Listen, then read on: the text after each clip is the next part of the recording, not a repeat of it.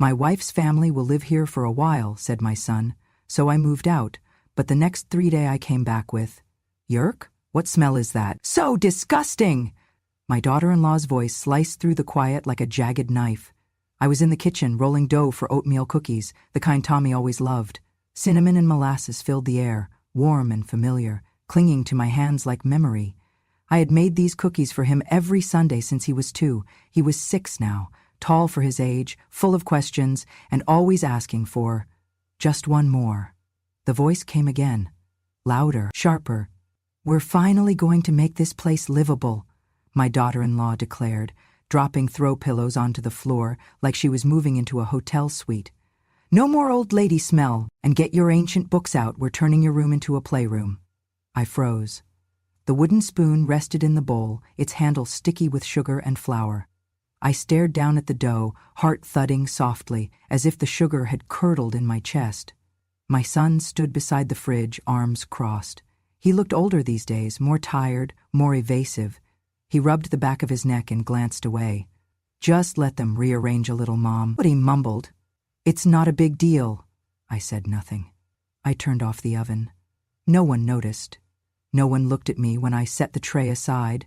No one asked why I wiped my hands on my apron so slowly, so carefully, as if I were wiping off more than flour. I walked out of the kitchen and down the hallway, each step a little heavier than the last. When I reached my room, the door was already ajar. That was the first thing. The second was the bookshelf. It was gone. Instead, I found splinters of oak scattered across the bed, brass hinges hanging off the side, one of them bent. My books, the ones I'd carried with me through 40 years, were stuffed into cardboard boxes, labeled donation. I leaned closer. Yellow Post-it notes were stuck to the covers. "Smells musty, outdated, trash." There was a black trash bag slumped beside the boxes. I didn't open it, I didn't need to. I turned to the closet. Empty hangers swung like brittle bones. The quilt my mother had stitched by hand, tiny, perfect stitches in lavender thread, was balled up and shoved into a plastic bin labeled seasonal. Behind me, I heard small footsteps. Tommy stood in the doorway with a juice box in one hand and his toy train in the other. His socks were mismatched again. He always lost the blue ones. He tilted his head. "Are you gonna die soon, Nana?" I blinked. He smiled, not unkindly, just curious. "Mom says the baby needs your room." I smiled faintly, though it felt like glass breaking inside me. "Tell your mom," I said softly, "that the room she wants didn't build itself, and neither did the family living in it." I opened my mouth, but the words refused to form. My throat clenched like a fist. He climbed onto the stripped bed and bounced once. "Can I have your rocking chair when you're gone? I like how it creaks." I sat down on the bed frame. The mattress was gone. The springs groaned beneath me. Gone. That's what I was, gone, while still breathing. They hadn't said it out loud, but it was in the way they looked past me, the way they touched my things without asking, the way even my scent, cinnamon, molasses, cedarwood, had become offensive. My room wasn't mine. My chair wasn't mine. Even my smell wasn't mine. It wasn't just about redecorating. It was about being erased, quietly, methodically, as if I were a stain on their new life, as if the woman who helped pay for this house had expired. Back in the kitchen, I heard laughter. A cabinet slammed. Silverware clinked. Someone rifled through the linen drawer. I walked back slowly, unnoticed. They were moving the dining table, the one my husband built with his hands, the one we used every Sunday, even after he passed. They had already taken down my curtains, said they were too dark, replaced them with thin beige panels from some department store sale, the kind that let the sun in but kept nothing out, not the stares, not the judgment. Tommy's juice box was lying sideways on the rug. His toy train trailed beneath the buffet. My daughter-in-law pointed at the wall. "We'll hang the baby's photos here," she said, "and move that old portrait out. It's creepy." I knew which one she meant. It was a framed photo of me and my late husband, taken on our 30th wedding anniversary. I wore navy silk and pearls. He had on a charcoal vest and the only real smile I'd ever seen him wear in a photograph. He hated cameras, but that day he smiled. For me. "It's not creepy," I said softly. "It's my family." She didn't even turn. "We're building our family now," she said. "That was your generation. This is ours." I looked at my son, my only child. He didn't meet my eyes. The cookie dough sat on the counter, slowly deflating. The oven was still off. No one had noticed. I walked to the back door and stepped outside. The roses I planted the year we moved in had gone wild, untrimmed, untamed, reaching for the fence like they wanted to escape. Its branches hung low, stripped of fruit, yet still standing. I realized then it wasn't death that took away its beauty, it was neglect, and neglect, unlike death, is a choice. I knelt beside them and touched the soil. Dry, unattended, like me. A sparrow landed on the fence, chirped once, then flew away. I stood again and walked back in. My legs felt heavier, my heart even more so. I passed through the house like a ghost no one believed in anymore. In the garage, my suitcase was already waiting, dusty, half-zipped. Someone had started packing it. A note was taped to the top in my daughter-in-law's handwriting. "Just for now, we'll figure something out." I didn't touch it. I went upstairs. Back in what used to be my room, I scanned the boxes one last time. One of the books had fallen open. A collection of poems. The page was dog-eared. I read the line, "They buried her while she was still standing." That night, I didn't eat dinner. No one asked why. I sat at the edge of the stripped bed, hands folded, eyes dry. The silence in that room was thicker than grief and deeper than death. But I didn't cry. Not yet. Before this house became their dream, it was mine. And before it was mine, everything I ever had I made with my own 2 hands. Not out of entitlement, not from inheritance, just thread, calluses, and grit. I was a seamstress for 28 years. The shop was no bigger than a single-bedroom apartment, tucked between a barber and a hardware store off Fairfax Avenue. The sign above it was hand-painted, slightly crooked, and the A in alterations had started to fade by the 2nd year. But people came, not because I was the cheapest, but because I listened. I measured with care. I remembered birthdays. I stitched stories into every seam. There were wedding gowns that needed last-minute fixes and Little League uniforms for boys who grew faster than their parents could afford to replace. There were prom dresses, pageant sashes, military jackets, and baby blankets patched with pieces of old shirts. Each thread ran through my fingers like time itself.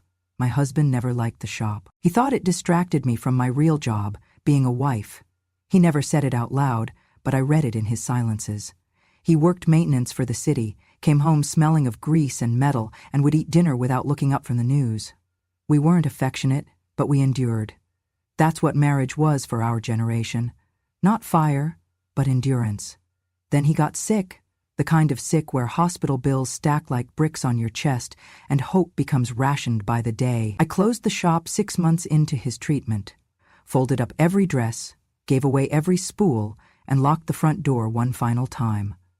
I sold the sewing machines first, then the counters, then the neon sign. When he passed, there was only $9,400, 0 cents, left in the account. And I knew my son, my only child, was barely treading water himself.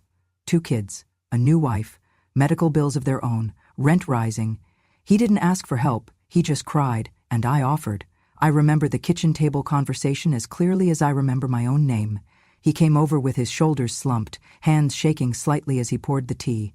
"Mom," he said, staring into the steam. "We found a house in East LA. It's old but decent bones. They want $385,000, 0 cents. We can't get approved unless we come up with 20% down." I nodded once. Then went to the cabinet and pulled out the tin box. Inside were 3 things: my marriage certificate, the deed to the shop, and a plain envelope with "Do not touch unless you need it," written in my own handwriting. Inside that envelope was $120,000, 0 cents. Every penny I had saved over 30 years. His eyes widened when I slid it across the table. "Mom, no, I can't take that. That's your future." I smiled. "You're my future." And I said the only condition I had: give me a small corner in that house. A spot with a window, where the sun hits in the morning. That's all I ask. He nodded. I didn't sign anything. I didn't want to. Trust felt stronger than paper back then. We bought the house within 2 weeks. I moved into the back bedroom, the one with light that poured in golden every morning, warming the quilt I had kept from my mother. I planted roses along the side of the fence. I bought a wooden chair for the porch, and every evening I'd sit there with a cup of peppermint tea and watch the neighborhood go quiet as the sky dimmed. They were good years. For a while. I never questioned my place because no one did. I babysat the children when they were small, took them to school, patched their backpacks when the seams ripped. I kept baking cookies. I took over the bills for the property tax so my son and daughter-in-law could focus on raising their family. I kept the receipts in a leather envelope and tucked it in the bottom drawer of my nightstand, not because I didn't trust them, but because I trusted the law more. Some habits never leave a seamstress. My daughter-in-law never truly warmed to me. She smiled when guests were around, but there was always that edge in her voice when we were alone, like my presence was a noise she couldn't tune out. I told myself it would pass, that it was hormones, stress, the way new wives want to carve out their own territories. I didn't want to compete, I wanted to help. But somewhere between my helping and their growing, I disappeared. They started calling it their house. She'd say, "We're doing some updates to our space," and never look my way. He started deferring to her even on things we used to decide together. I didn't mind at first. I was old, but not bitter. If a woman wants control of her home, let her have it. But when her home erased me from the walls, from the decisions, and now from my own room, my corner of light, I realized I had made a grave mistake. Not in giving, but in giving everything. The first property tax bill came under both our names. I paid it, then the next, then the next. Every January, like clockwork, I'd walk to the post office, drop the check, and file the carbon copy away. I never told them, they never asked. It was easier that way. But now, standing in a room I no longer recognized, books boxed, curtains torn down, my grandson asking me how long I planned to live, I realized something else. They weren't going to push me out later. They already had. They just hadn't said the words yet, and worse. They thought I wouldn't notice, that I was too old, too fragile, too grateful to fight. But they didn't know that every stitch I'd ever sewn had been a quiet act of defiance, that every inch of fabric held a record of what I'd endured, that I had built a business, raised a son, paid my dues, buried a husband, and still stood tall. I didn't have a storefront anymore, or a sewing machine, or even a shelf left in my room. But I still had the deeds, the records, the receipts, and a heart that had stopped breaking and started remembering. This house wasn't just their future, it had been built with my past, and I hadn't come this far just to fade quietly into their shadows. Not yet. The first sign came wrapped in red and yellow. I was walking home from the market with a small bag of apples when I saw it, a flyer stapled to the bulletin board outside the corner store. Between a dog-walking service and an ad for piano lessons, there it was. Charming 4BR home in East LA, spacious yard, prime location, open house, this Sunday. The photo slapped me like cold water. That was my porch. My roses, the chair I sat in every evening, now digitally brightened to make it look more inviting. I stared at it, heart frozen, until the wind tugged the corner loose and the page fluttered. I tore it down. At first, I thought it must have been a mistake, a misprint, a neighbor's house that just happened to look like ours. But the house number was right there, bold, centered. The house I helped pay for, the house where I wasn't even asked. I took the flyer home and laid it flat on the kitchen table, smoothing out the crumpled edges like it was another bill to pay. The family was out? Perfect. I went to my room, the corner with barely any of my things left, and sat. I didn't cry. I waited. That night, when they came home from dinner, I held up the flyer without a word. My daughter-in-law didn't flinch. "Oh," she said, glancing at it like I'd handed her a grocery list. "Yeah, we've been thinking about it for a while. With the baby coming, we need something newer, more space, better schools." I waited. Nothing more. I looked at my son. "Is this real?" He looked away, scratched his arm. "We haven't finalized anything. It's just exploratory." And, "Were you planning to tell me before or after strangers walked through the house?" That's when she snapped. Her tone turned brittle. sharp enough to cut through bone. "We thought you were too old to care." Too old to care. As if age erased memory. As if wrinkles diluted worth. As if the woman who helped buy the damn house was now just an old vase gathering dust in the wrong room. I didn't say anything more that night. I went to my room, my half-packed, slowly disappearing room, and closed the door. But I didn't sleep. And the next morning I began to listen. I moved quieter, made my steps softer. I carried laundry slower, lingered in hallways, I kept the TV off. I started noticing patterns. The way their voices dropped when I entered, the way papers were shuffled away, the way the baby books were stacked higher than my boxes. Then it happened. It was a Tuesday, late afternoon. I came down to get tea and paused in the hallway. Their bedroom door was cracked open. Inside, my son and his wife were sitting cross-legged on the floor, surrounded by folders, documents, and a laptop. I heard my name. "She's still on the deed," she said. "We can't close unless she signs." "So get her to sign," he said. "She won't know the difference." My heart stuttered. What if she asks questions? "Just say it's for insurance or refinancing. She trusts you." "I don't want her hanging around the new place either." "She won't be. That's the whole point." I felt the heat rise up my neck, but I forced myself not to react. I walked backward, slow, silent, until I reached the staircase. Then I went to my room, sat down at the desk, and pulled out the old phone I kept for emergencies. I hit record. I didn't know what I was planning yet, but something inside me had turned. A thread snapped. The next few days, I played the fool. I forgot where I put my keys. I asked the same question twice. I told Tommy the same story in the morning and again at night. I acted like I didn't notice the empty bookshelves, or the disappearing towels, or the way my suitcase kept inching toward the door. I waited. And then it came. Friday evening. A knock on my door.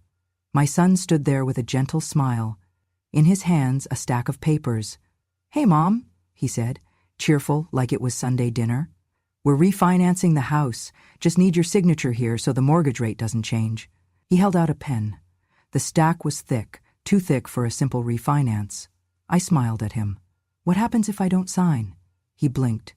"It just complicates the process. Nothing bad, it's just paperwork." I took the pen, held it, turned it slowly in my fingers like a knife. "Can I read it over tonight?" I asked sweetly. "You know me, I forget things now. Better safe than sorry." He hesitated. "We kinda need it tonight." I smiled wider. "Then stay up with me. Read it together like old times." He paused, then backed off. "Sure, tomorrow's fine." He left the papers with me. That night, I didn't sleep either.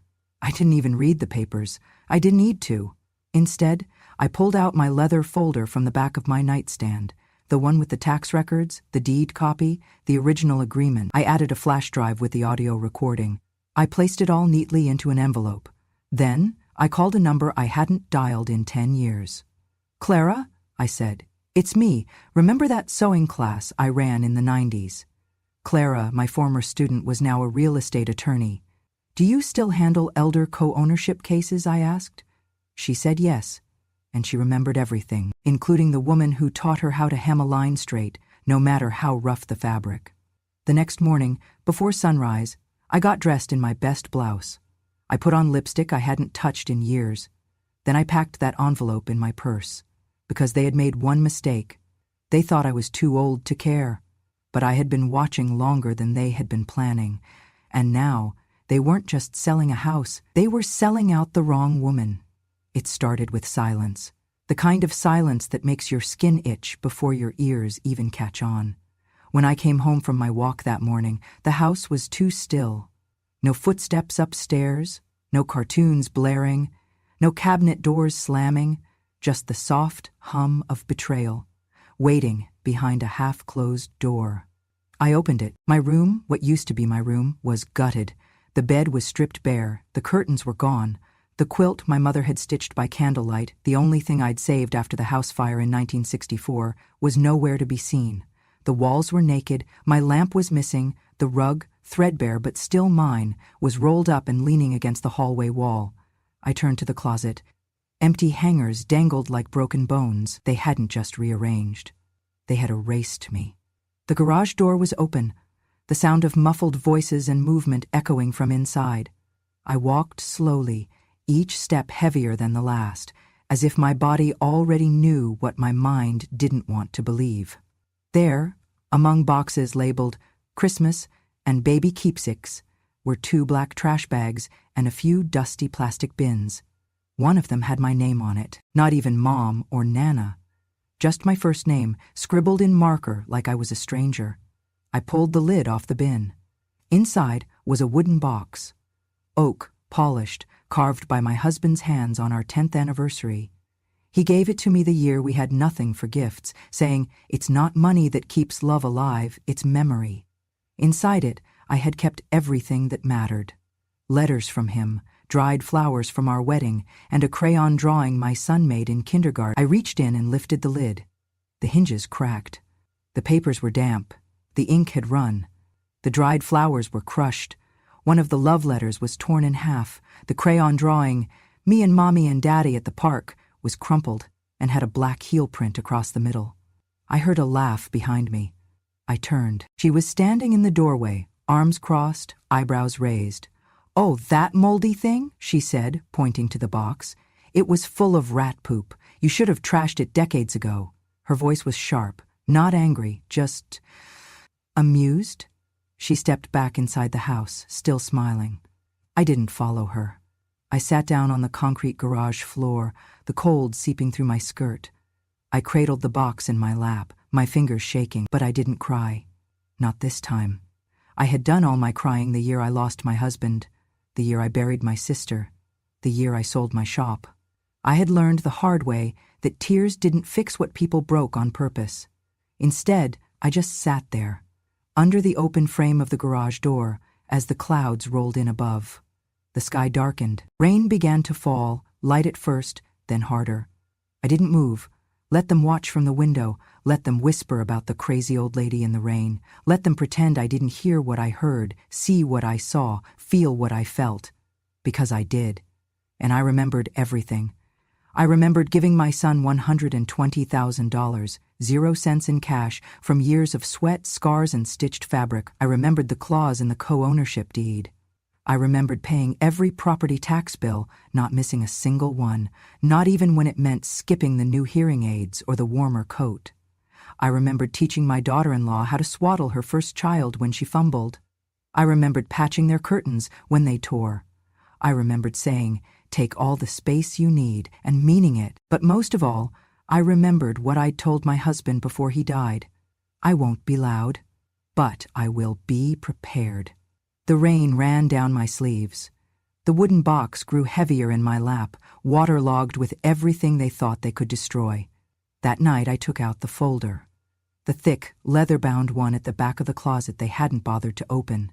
Inside was every tax bill from the last 5 years, every payment receipt, a notarized copy of the deed, a photo of the check I gave my son, a printed version of our original agreement, witnessed and signed.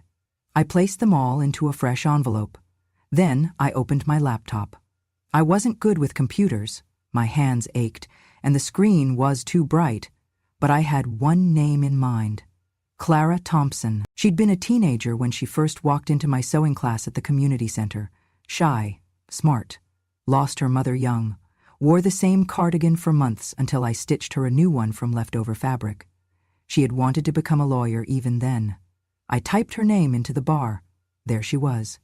Clara Thompson-esque, Z-Ec, Family Law, Real Estate, and Elder Protection, Beverly Hills. I dialed the number. She picked up on the second ring. "Clara Thompson." "Clara," I said quietly, "it's Mrs. Alvarez, from the sewing class. Do you remember?" A pause, then a warm gasp. "Mrs. Alvarez? Oh my God, of course I remember. I still have the dress pattern you gave me." I laughed softly. "I'm glad. Listen, Clara, I need your help. I think my family is trying to take something that's not theirs, and I need to stop them, quietly, but completely." She didn't hesitate. "Tell me everything." I did. She didn't interrupt once. When I finished, she said, "I've seen this before, but not from someone as sharp as you." I smiled. "Oh, honey," I said. I've been playing dumb, but I'm not done yet. That night, I taped the damaged drawing from my son onto the wall above my bed. The crayon lines were faded, the footprint smudged, but it was still there. Still mine, and I wasn't going anywhere. Not until I reminded them all who this house truly belonged to. Clara met me at her office the next morning, a quiet space lined with glass and deep brown wood, sunlight pouring in like truth across the conference table. I hadn't seen her in nearly 2 decades, but when she opened the door and called out my name, it felt like we'd never parted. She gave me a hug, real warm, no pity in it, and said, "You don't look any older than you did when I was 15 and terrified of sewing sleeves." I smiled. I still can't sew sleeves right. She gestured for me to sit, brought out a yellow legal pad and a pen, then folded her hands. "All right, Mrs. Alvarez, tell me everything, slowly." So I did. I told her about the money I gave my son, the condition I'd spoken aloud at the kitchen table, that all I asked was a quiet room with morning light. I told her about the deed, the years of property tax I paid in silence, the box in the garage, the smeared crayon drawing, and the flyers I found that confirmed what they were about to do behind my back. But most importantly, I handed her the envelope. She opened it carefully. Inside were copies of the deed, notarized and signed, clearly listing me as a co-owner of the property. My son had never changed it. He'd assumed, wrongly, that I wouldn't remember what was on paper. Then came the tax receipts, organized chronologically, each one in pristine condition, addressed to me, paid by me, and finally, the flash drive. Clara plugged it into her laptop. The audio played clearly, no static, no doubt. My son's voice came through first, sharp and casual. "She won't know the difference. Just get her to sign. We'll say it's a refinancing thing." Then my daughter-in-law's laugh. "She's just taking up space. She'll be dead by next Christmas anyway." There was a pause as the sound of papers shuffled, and my son again. "We need to move fast before she gets suspicious." Clara stopped the recording. Her face had changed. The girl I remembered had melted away. Now, she looked like someone who could dismantle empires. She closed the laptop and looked me in the eye. "You're not just legally protected," she said. "You are still, by all standards, a co-owner of that home. And that recording?" She tapped the flash drive. "That's not just leverage. That's evidence of intent to commit fraud and elder coercion. If this goes to court, they won't just lose the house. They could be investigated." I nodded. "But I don't want to ruin them. I want them gone. I want my house back." Clara smiled slowly. "Then let's do it by the book." She pulled out a folder and began drafting what she called an emergency revocation and protective enforcement order. In plain terms, I was granting her full legal representation and power of attorney over my property share. Effective immediately, this would allow her to act swiftly on my behalf, file motions, send notices, and if needed, trigger civil eviction proceedings. We faxed copies of the deed, the receipts, and the flash drive transcript to the county registrar. Clara submitted an official complaint to the Department of Aging and Adult Protective Services, just in case my son tried to twist the story. Then she pulled out a final document. "This," she said, "is a formal notice of revocation of occupancy consent." I raised an eyebrow. "Sounds fancy." "It is," she said. "It means you no longer consent to your son and his family living in the home because they violated the verbal and moral agreement tied to your financial contribution. And since you never legally surrendered occupancy rights, you can lawfully file for removal through the civil court system." I stared at the paper for a long moment. Then I picked up the pen and signed. In that moment, I didn't feel like a burden. I felt like an owner. Clara arranged a courier to deliver the notice to the court and simultaneously sent certified copies to my son and his wife. They would have 24 hours to respond before formal proceedings began. I sat quietly as she reviewed the last few documents, her brows furrowed in focus. Then she looked up, her voice gentler. "Are you sure you want to go through with this?" "Yes," I said simply. She paused. "Even if it means they hate you?" I looked down at my hands, the same hands that had stitched dresses, wiped noses, folded laundry, and handed over envelopes full of money without asking for anything in return. "Honey," I said, "they already do." She didn't argue. By the time I left her office, the clouds had parted. I walked out into the sun holding nothing but my purse and the thin slice of hope that maybe, just maybe, truth still had a place in this world. That night I sat by the window, with the wooden box in my lap. I had cleaned it as best I could. Some of the ink on the letters had blurred, and the drawing was still wrinkled, but I had placed them back in order, carefully, like restoring something sacred. I wasn't naive. I knew there would be backlash, rage, maybe tears, accusations, guilt, tripping, maybe even silence. But silence no longer scared me. I had already lived in silence for too long, watched my space be erased, my presence diminished, my worth negotiated behind closed doors. This time, I had the receipts. This time, I had the law. And this time I had Clara. The next morning, the phone rang just after 8 a.m. It was Clara. "They got the notice," she said. "They're calling my office. I'm not answering yet, but I wanted you to know. We are in the driver's seat now." I exhaled slowly. Then I said the words I hadn't allowed myself to speak aloud in years. "I want them out." Clara replied, firm as stone. "They will be." I set the phone down and walked to the front door. The sun was rising again, same window, same light. But this time, it felt different. This time, I knew I wouldn't be erased. 3 days after I signed the papers, I returned home, not as a guest, not as a burden, but as a woman who had been pushed to the edge and chose not to fall. The morning was clear. The sky held that strange Los Angeles blue that looks painted on, like something too perfect to be real. I stood on the sidewalk in front of the house I helped buy, helped clean, helped keep warm, hands at my sides, shoulders square, heart steady. Behind me stood Clara, sharp in a dark suit, clipboard under one arm.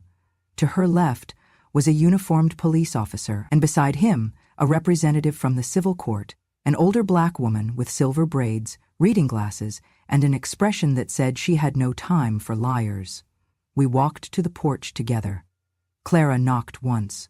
The door opened. My daughter-in-law stood there in leggings and a T-shirt that read, "Mama knows best." She looked from me to Clara to the officer and then rolled her eyes. "What is this? Some kind of ambush?" Before anyone could respond, my son appeared behind her, blinking as if still waking up, his hair mussed, holding a coffee mug that said "World's Okayest Dad." "Mom?" he said cautiously. "What are you doing with them?" Clara stepped forward. "Mr. Alvarez, I'm Clara Thompson. I represent your mother, who, as co-owner of this property, has filed a revocation of consent and a formal motion for occupancy termination based on coercion and intent to commit deed fraud." He blinked again. "What?" The court officer spoke next. "You've been served. You have 24 hours to vacate the premises unless a formal objection is filed, though, given the evidence we're about to present, I doubt any judge will side with you." My daughter-in-law's mouth fell open. "What the hell are you talking about? She doesn't even own this place." I finally spoke, calm, even. "I paid the down payment. My name is on the deed, and I've paid the property taxes for the last 5 years while you called me deadweight in my own home." She scoffed. "This is insane. This is elder abuse against us. She's not even in her right mind." Clara raised a hand and pressed play on the speaker clipped to her tablet. I had been silent long enough. Silence had cost me my chair, my room, my dignity, but today my words would be louder than the walls they tried to push me out of. The recording played loud and clear. "She won't even remember what she signed, just fake her signature."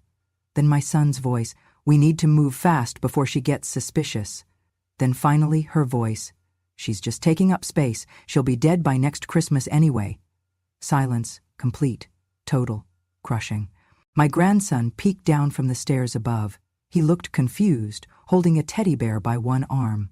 My son turned pale. "Mom," he said, reaching toward me, that's taken out of context. You have to believe me." I looked him in the eye. "I may forget names, but not betrayal." He lowered his hand. Clara stepped forward again. "This home cannot be sold, refinanced, or otherwise transferred without her consent. You attempted to do all three. You used deception, intimidation, and withheld information from a legal co-owner. That's grounds for civil removal and possibly criminal charges." My daughter-in-law snapped. "She's ruining everything. All for what? A tiny room and some stupid old books?" I took a breath, long and slow. "No," I said, "not for the room, not for the books. For the principle. For the truth. For every woman who gave too much and got pushed aside the moment she wasn't needed. The court officer stepped forward and handed them each an envelope. These are official notices.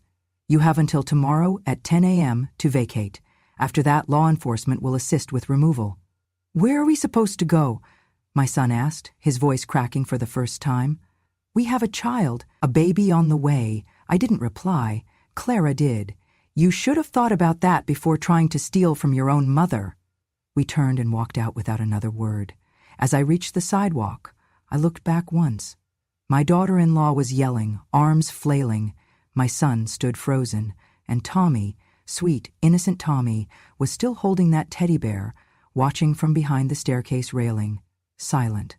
The roses I'd planted were still there, overgrown, untended, but alive. Later that afternoon, Clara and I sat at a small cafe downtown. She ordered coffee for both of us, black with 1 sugar, just how I used to make it during our sewing lessons. They won't forget this, she said softly. I hope not, I replied. I didn't do all this to be remembered. I did it to stop disappearing. She nodded. You know, I added, staring at the steam rising from the cup. They thought I was too old to notice, too weak to fight, too quiet to matter. Clara smiled, warm and proud. And they were wrong. They didn't wait until morning. Maybe it was pride. Maybe it was fear. Maybe it was the realization that once the sun rose, the neighbors would see the sheriff's car parked outside, and everything they had built, the picture-perfect illusion, would come crumpling down. They packed in the dark. I watched from the upstairs window, lights off, curtain drawn only a sliver. The porch light buzzed dimly over the front steps as shadows moved back and forth. Duffel bags, plastic crates, baby gear. The silence was broken only by the low thud of boxes hitting pavement, and the occasional raised voice that cut like glass through the air. Around 11:42 p.m., there was a knock at my bedroom door, a soft one. I didn't answer. It opened anyway. He stood there, still my son, but smaller somehow, older, not from time but from weight, guilt, maybe. He looked like he wanted to say something righteous, something powerful, something that would pull all this back into the realm of forgiveness. Instead, his voice cracked. Mom, he started, swallowing. Please don't do this. I turned toward him slowly, met his eyes without flinching. You already did, I said. He looked down. I didn't know they'd go that far. I thought I could handle it, fix it before it got bad. You were holding the pen, I said quietly. You called the realtor. You sat there while your wife said I'd be dead by Christmas. His eyes filled with tears, real ones maybe, but too late. You let them erase me, I continued. You knew they were gutting my room, throwing out my things. You watched them pack my memories in garbage bags, and you said nothing. I was scared, he whispered. So was I said, and I still stood up. He opened his mouth again, but I raised a hand. Get out, I said gently. Don't beg. It's already done. He stood for a moment longer, then backed away, closing the door behind him without another word. 15 minutes later, someone slammed a suitcase into the front door. The whole house echoed with the force of it. Then came the screaming. My daughter-in-law's voice, shrill and furious, rang out through the hallway. You're heartless, you manipulative old witch. You think this is justice, ruining your own family, throwing out your grandkids? I opened the bedroom door slowly and stepped into the hallway. She stood at the bottom of the stairs, mascara smeared, holding a tangled bundle of coats and a diaper bag. You ruined this family! She screamed up at me. I descended the steps slowly, each footfall firm. When I reached the landing, I met her eyes and said calmly, I gave you a house. I stepped closer. You gave me hell. Do you know what hell really is?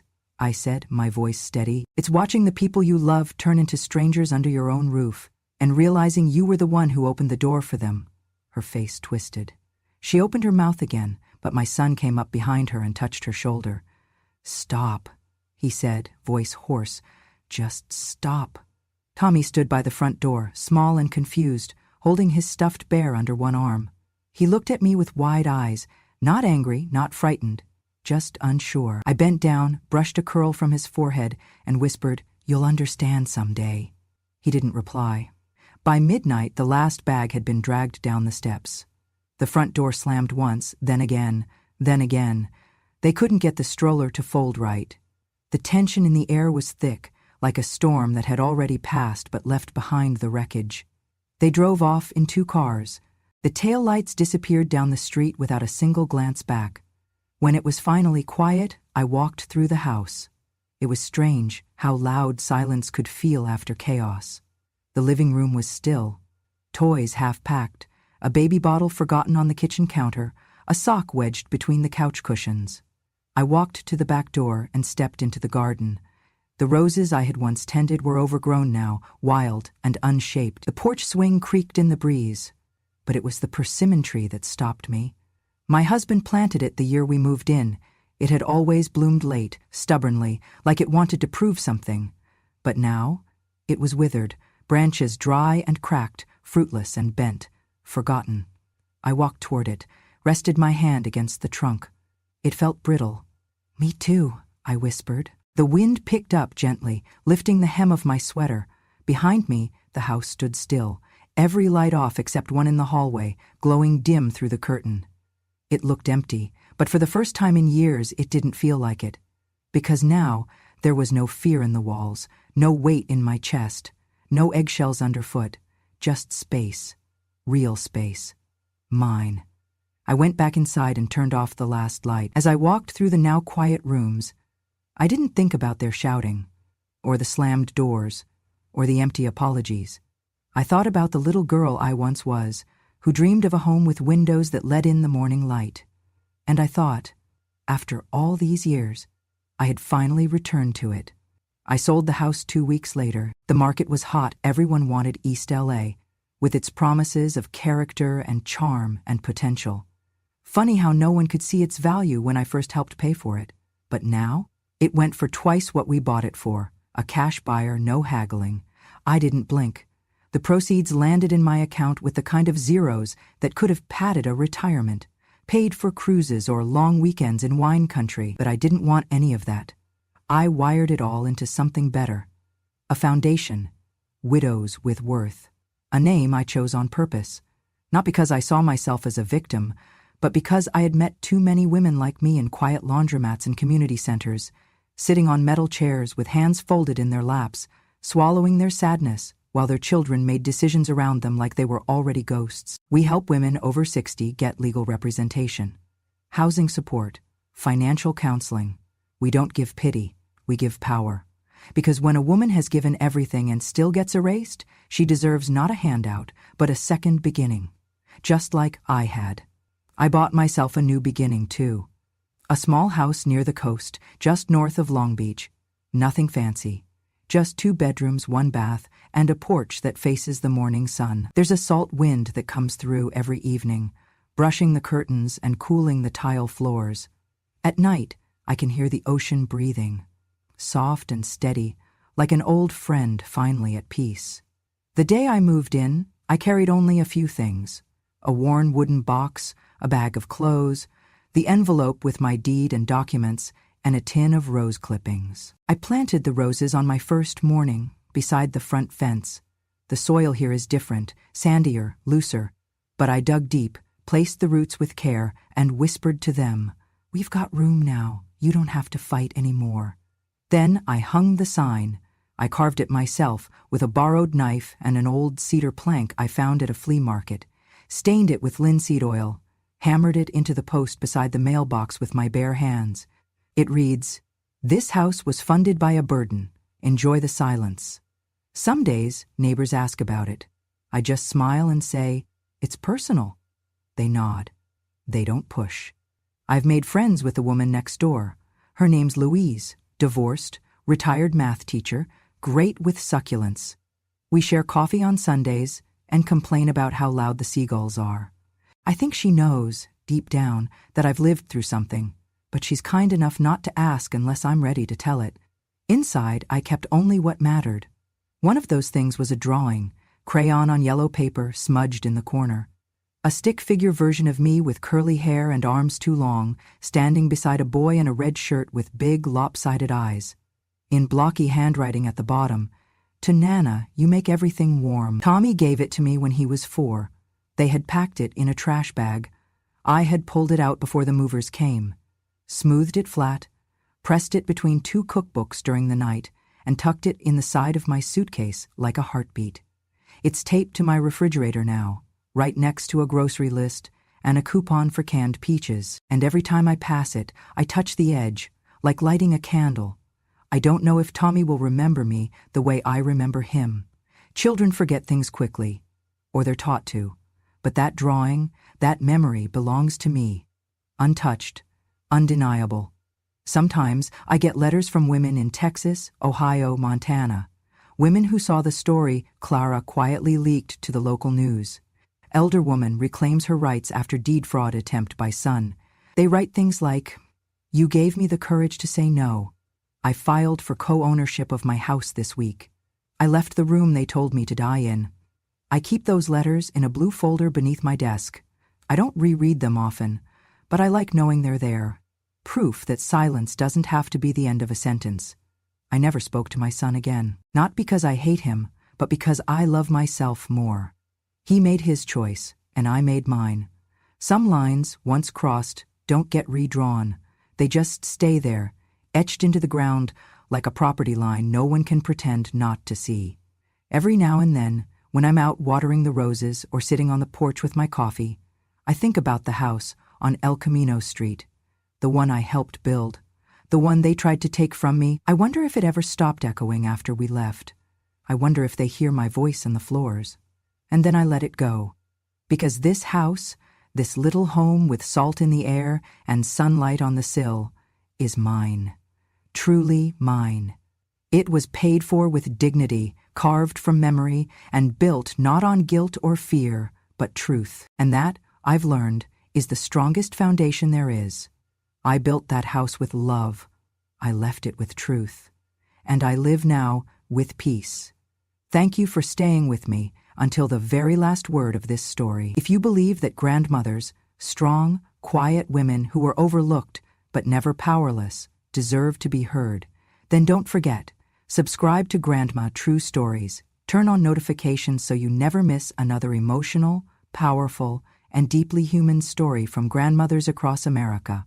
And if you've heard or lived a story that's never been told, share it with us, because here, every grandmother has a voice. Grandma True Stories, where her silence becomes a story worth telling.